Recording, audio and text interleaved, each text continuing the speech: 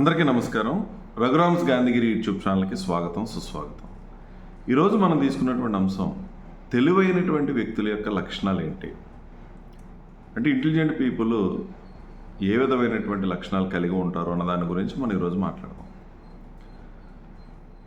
ఒక మనిషి తెలివైనటువంటి వ్యక్తి అని మనం నిర్ధారణకు రావాలి అని అంటే తను ప్రవర్తిస్తున్నటువంటి తీరు, తను మాట్లాడుతున్నటువంటి విధానం, ఏదైనా సమస్యలు వచ్చినప్పుడు ఆ సమస్యలను పరిష్కరించుకునేటువంటి తీరు, ఇవన్నీ కూడా మనం పరిగణలో తీసుకోవడం జరుగుతూ ఉంటుంది. అందుకని తెలివైనటువంటి వ్యక్తుల యొక్క లక్షణాలు కనుక మనం ఒకసారి పరిశీలన చేస్తే వాళ్ళు చాలా ఉత్సుకతతో ఉంటారు, అంటే క్యూరియాసిటీ ఉంటుంది వాళ్ళకి. ఏదైనా ఒక పని చేయాలనేటువంటి ఆ తపన, ఆ కొత్త విషయం ఏదైనా ఉంటే ఆ కొత్త విషయాన్ని తెలుసుకోవాలనేటువంటి ఆలోచన, ఇది చాలా ప్రధానమైనటువంటి లక్షణంగా మనం చెప్తూ ఉంటాం.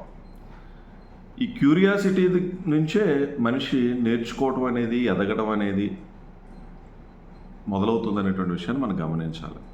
అంటే ఆసక్తి ఉండాలి ఏదైనా నేర్చుకోవాలని అంటే కొత్త విషయాల మీద మరింత ఆసక్తి ఉండాలి. చాలామంది ఏం చేస్తారనంటే ఏదైనా కొత్త విషయం వస్తే ఆ బిడియంతోనో భయంతోనో, లేదా మనకెందుకులే మనకు తెలియదు కదా అని దాని జోలికి వెళ్ళేటువంటి పరిస్థితి ఉండదు. కానీ ఎవరైతే తెలివైనటువంటి వ్యక్తులు ఉన్నారో వీళ్ళు కొత్త దాని మీద ఎక్కువ ఇంట్రెస్ట్ చూపిస్తారు, నేర్చుకునేటువంటి ప్రయత్నం చేస్తారు. అలాగే తెలివైనటువంటి వ్యక్తులు సమస్య యొక్క కారణాలను వెతికేటటువంటి ప్రయత్నంలో ఉంటారు. ఎందుకు వచ్చింది ఈ సమస్య అనేటువంటిది ఆ ప్రయత్నం చేసి దాన్ని పరిష్కరించుకునేటువంటి ఆలోచన ధోరణితో ఉంటారు. అలాగే వీళ్ళు స్వతంత్రమైనటువంటి నిర్ణయాలు తీసుకుంటారు. అంటే ఎవరి మీద డిపెండ్ అవ్వరు. ఏదైనా ఒక నిర్ణయం తీసుకునేటప్పుడు అది సమస్య పరిష్కారం అవ్వచ్చు, లేదా ఒక కొత్త విషయం ప్రారంభించడం అవ్వచ్చు, లేకపోతే ఒక నిర్ణయం తీసుకునేటువంటి పరిస్థితి వచ్చినప్పుడు కొన్ని సందర్భాల్లో అప్పటికప్పుడు స్పాంటేనియస్గా డెసిషన్స్ తీసుకోవాల్సిన పరిస్థితి వస్తుంది. లేదు అడుగుతాను, చూద్దాం, చేద్దాం, లేదా ఆలోచించి చెప్తాను, ఆలోచించి చేస్తాను అనే నిర్ణయాలని ఈ తెలివైనటువంటి వ్యక్తులు తీసుకోరు. ఎందుకంటే అవకాశాలు అనేవి అస్తమాటు రావు. వచ్చినప్పుడు దాన్ని సద్వినియోగపరచుకోవాలని అంటే నిర్ణయం తీసుకోగలగాలి. సో ఈ తెలివైనటువంటి వ్యక్తులు చక్కటి నిర్ణయం అనేది తీసుకునేటువంటి సామర్థ్యం వాళ్ళ దగ్గర ఉంటుంది. అలాగే వీళ్ళు ఆచరణాత్మకమైనటువంటి విధంగా ఉంటారు. అంటే ఏదైనా మాట్లాడారంటే మాటలను ఆచరణలో పెడతారు. ఏదైనా పని చేయాలనుకుంటే చేసి చూపిస్తారు. అంటే దేన్నైనా సరే ఆచరించి చూపించేటటువంటి లక్షణం ఈ తెలివైనటువంటి వ్యక్తుల దగ్గర ఉంటుంది. మరొక ప్రధానమైన లక్షణం ఏంటంటే చాలా సృజనాత్మకంగా ఉంటారు. క్రియేటివ్ థింకింగ్ ఉంటుంది వాళ్ళ దగ్గర.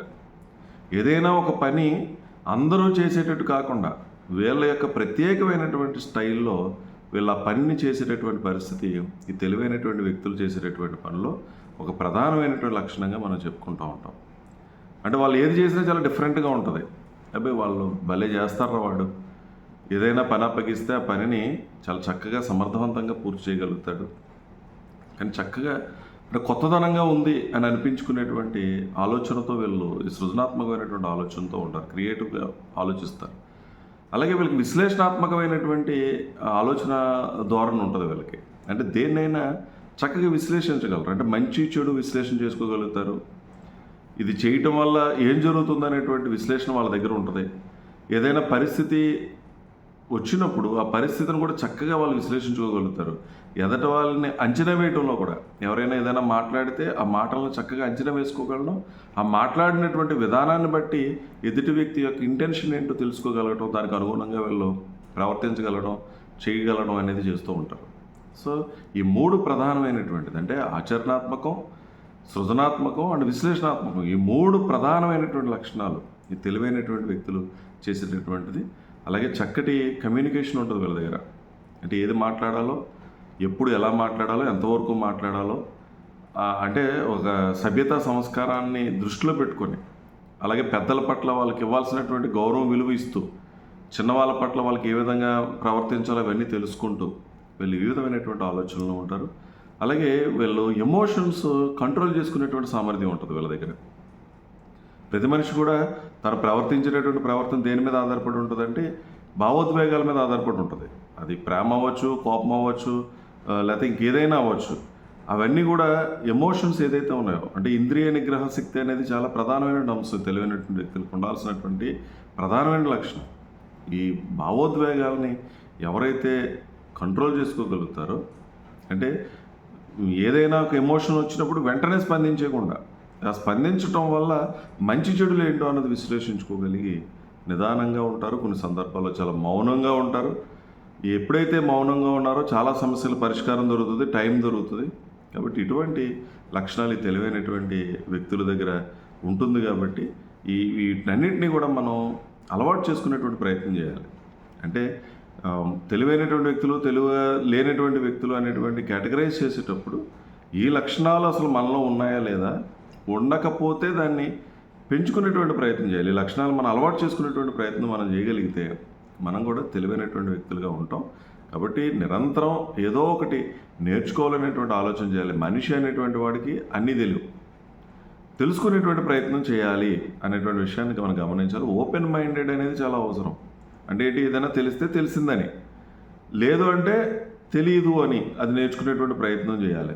అలాగే వీళ్ళు మూర్ఖపు వాదనలకు వెళ్ళరు.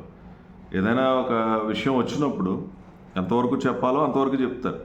అంతేగాని ఎదుటి వ్యక్తి ఏదైనా మూర్ఖంగా మాట్లాడుతున్నా, తన మాటలతో గెలవాలని ప్రయత్నం చేస్తున్నా, లేదా తన భావాలను మన మీద బలవంతంగా రుద్దేటటువంటి ప్రయత్నం చేస్తున్నా, వాళ్ళ అభిప్రాయాలు మన మీద బలవంతంగా రుద్దేటటువంటి ప్రయత్నం చేస్తున్నా, వీళ్ళు చాలా తెలివిగా తప్పించుకునే ప్రయత్నం చేస్తారు. వాళ్ళు ఎంతవరకు మాట్లాడారో అంతవరకు చెప్తారు. వాళ్ళు చెప్పదలుచుకుంది పెర్ఫెక్ట్గా చెప్పేసి ఊరుకుంటారు తప్పించి వాళ్ళతో మూర్ఖమైనటువంటి వాదన దిగేటటువంటి పరిస్థితి కూడా వీళ్ళు చెయ్యరు. కాబట్టి ఈ లక్షణాలన్నింటినీ మనం అలవాటు చేసుకుంటే మనం కూడా తెలివైనటువంటి వ్యక్తులుగా ఈ సమాజంలో కీర్తించబడతాం. ఒకటి, ఏ విధమైనటువంటి సమస్యని మన మీద తెచ్చుకోకుండా ఎప్పుడు ఎలా పరిష్కరించుకోవాలనేటువంటి సామర్థ్యాలు కూడా మనకి పెరుగుతాయి. కాబట్టి తెలివైనటువంటి వ్యక్తులకు ఉండే ఈ లక్షణాలని మనం కూడా ఆచరించి, అంటే ఆచరణాత్మకమైనటువంటి లక్షణాలే ఉంటారు. వ్యక్తిగతమైనటువంటి క్రమశిక్షణ చాలా ప్రధానమైనటువంటి అంశం మనిషికి. ఎప్పుడైతే వ్యక్తిగతమైనటువంటి క్రమశిక్షణ మనకు వచ్చిందో కుటుంబంలో క్రమశిక్షణ ఉంటుంది. అట్ ది సేమ్ టైం సమాజంలో మన యొక్క ప్రవర్తన అనేది కూడా చాలా పద్ధతిగా క్రమశిక్షణ పద్ధతిలో ఉండేటువంటి పరిస్థితి ఉంటుంది. కాబట్టి ఈ విషయాలన్నింటినీ గమనించి తెలివైనటువంటి వ్యక్తులకు ఉండాల్సిన లక్షణాలనేవి కూడా మనం కూడా అలవాటు చేసుకుని తెలివైన వ్యక్తులుగా ముందుకు వెళ్ళాలని చెప్పి ప్రతి ఒక్కరిని కూడా కోరుతూ, ఓపికగా ఈ వీడియో చూసిన ప్రతి ఒక్కరికి పేరు పేరున ధన్యవాదాలు తెలియజేస్తూ సెలవు తీసుకుంటా ఉన్నాను. ఈ వీడియో మీకు నచ్చినట్లయితే లైక్ చేయండి, షేర్ చేయండి, కామెంట్ చేయండి. మరిన్ని వీడియోల కోసం ప్రక్కనే ఉన్న బెల్ ఐకాన్ ను క్లిక్ చేయండి. నా ఛానల్లో వచ్చే మరిన్ని ఇంట్రెస్టింగ్ వీడియోల కోసం సబ్స్క్రైబ్ చేయండి రఘురామ్స్ గాంధీగిరి యూట్యూబ్ ఛానల్.